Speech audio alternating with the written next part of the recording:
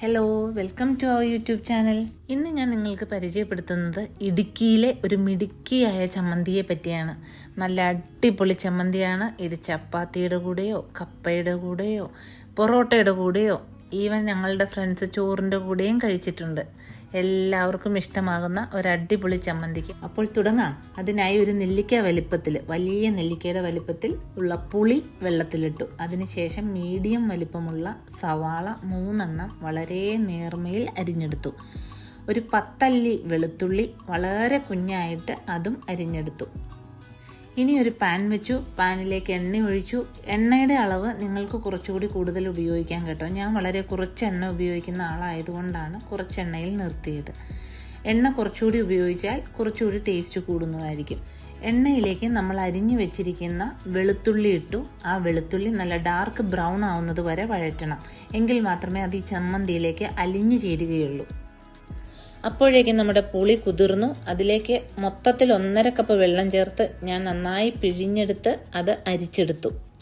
പുളിയും മധുരവും എരിവും എല്ലാം ചേരുന്ന ഒരു പ്രത്യേക അനുഭൂതി പകരുന്ന ഒരു ചമ്മന്തിയാണിത്. അപ്പോഴേക്കും നമ്മുടെ വെളുത്തുള്ളി നല്ല വഴന്നു വന്നു. നല്ല പോലെ ബ്രൗൺ കളറും ആവുന്നത് വരെ വഴന്നു.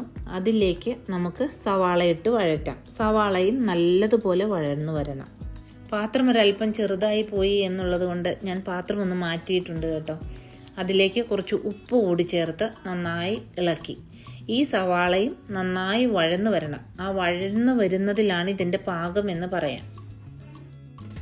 വളരെ എളുപ്പമാണ് ഈ ചമ്മന്തി ഉണ്ടാക്കാൻ. പക്ഷെ നല്ല സമയമെടുത്ത് ക്ഷമയോടുകൂടി ചെയ്യുക. അപ്പോഴേക്കും കപ്പ നന്നായി കഴുകി 4 കീറി ഈ വലിപ്പത്തിൽ നിറയെ വെള്ളവും ഒഴിച്ച് ഉപ്പും ചേർത്ത് കപ്പ പുഴുങ്ങാനായി വെച്ചു. സവാളയുടെ ഫ്ലെയിം കുറച്ചിട്ട് വേണം സവാള വഴറ്റിയെടുക്കാൻ. ഇടയ്ക്കിടയ്ക്ക് ഇളക്കി കൊടുക്കാനും മറക്കരുതേ. സവാള നന്നായി വെന്തു തുടങ്ങി, വഴന്നു തുടങ്ങി, എണ്ണ തെളിഞ്ഞു തുടങ്ങി. ഇനി അതിലേക്ക് വേണ്ടത് വളരെ ചെറിയൊരളവിൽ മഞ്ഞൾപ്പൊടി.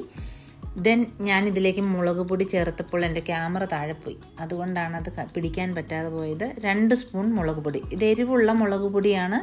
നിങ്ങൾക്ക് എരിവിനനുസരിച്ച് ചേർക്കാം. അതുകൊണ്ട് 2 സ്പൂൺ മുളക് പൊടി ചേർത്തു. അതൊന്ന് വഴന്നതിന് ശേഷം നമ്മൾ പിഴിഞ്ഞ് മാറ്റി വെച്ചിരിക്കുന്ന പുളിയുടെ വെള്ളം അതിലേക്കിട്ടു നന്നായി ഇളക്കി കൊടുക്കുക. കുറച്ചു നേരം ഇതൊന്ന് കിടന്ന് പതുക്കെ വെന്ത് തിളച്ച് കുറുകി വരുമ്പോൾ അതിലേക്ക് നമുക്ക് ഒരു 1.5 സ്പൂൺ പഞ്ചസാര ചേർക്കാം. ഞാൻ ഇതിൽ ചേർക്കുന്നത് ബ്രൗൺ ഷുഗറാണ് കേട്ടോ. അതുകൊണ്ടാണ് പഞ്ചസാരയുടെ കളറ് ഇങ്ങനെ ഇരിക്കുന്നത്. ഇനി നന്നായി ഇളക്കി സിമ്മിലേക്കിട്ട് സ്ലോ പ്രോസസ്സായിട്ട് നമുക്കതിനെ കുറുക്കിയെടുക്കാം. ഒരുമിച്ച് തീ കൂട്ടിയിട്ട് വെള്ളം വറ്റിക്കുന്നതിലും ടേസ്റ്റ് സിമ്മിലിട്ട് വെള്ളം വറ്റിച്ചെടുക്കുന്നതിനാണ്. അപ്പോഴേക്കും നമ്മുടെ കപ്പ വെന്തിട്ടുണ്ട്. ഇടയ്ക്കിടയ്ക്ക് ചമ്മന്തി നന്നായി ഇളക്കി കൊടുത്തുകൊണ്ടിരിക്കുക. എണ്ണ തെളിഞ്ഞു വരുന്നതാണ് അതിൻ്റെ പാകം. ഇനി നമുക്ക് കപ്പയെ ഒരു ഹോളുള്ള പാത്രത്തിലേക്കിട്ട് അതിൻ്റെ വെള്ളം മാറ്റാം. അങ്ങനെ നമ്മുടെ ചമ്മന്തി റെഡിയായിക്കൊണ്ടിരിക്കുന്നു. കപ്പ റെഡിയായി കഴിഞ്ഞിരിക്കുന്നു. ഇനി ഒരു കട്ടൻ ചായ കൂടി ആയാലോ. അതിനായി ഒരു പാൻ വെച്ചു. അതിലേക്ക് വെള്ളമൊഴിച്ചു. 2 കുഞ്ഞു കഷ്ണം കറുവപ്പട്ട ഇട്ടു. നന്നായി തിളച്ച് കഴിയുമ്പോൾ അതിലേക്ക് ചായപ്പൊടി ഇട്ടു. കട്ടൻ ചായ റെഡി. ഇനി ഒരു കപ്പിൽ ഒരു 4-5 ഇതള് പുതിനയിട്ട് അതിലേക്ക് ഈ കട്ടൻ ചായ പകർത്താം.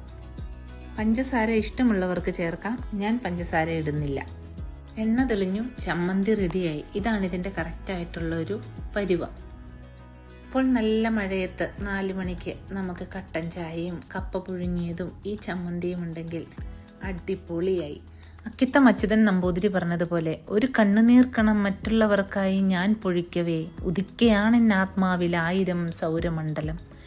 ഒരു പുഞ്ചിരി ഞാൻ മറ്റുള്ളവർക്കായി ചെലവാക്കവേ ഹൃദയത്തിലാവുന്നു നിത്യനിർമ്മല പൗർണമി. എത്ര മനോഹരമായ കവിതയാണല്ലേ. അപ്പോൾ വീഡിയോ ഇഷ്ടമായാൽ ലൈക്ക് ചെയ്യാനും സബ്സ്ക്രൈബ് ചെയ്യാനും കമൻറ്റ് ചെയ്യാനും ഷെയർ ചെയ്യാനും മറക്കരുതേ. Thank you so much.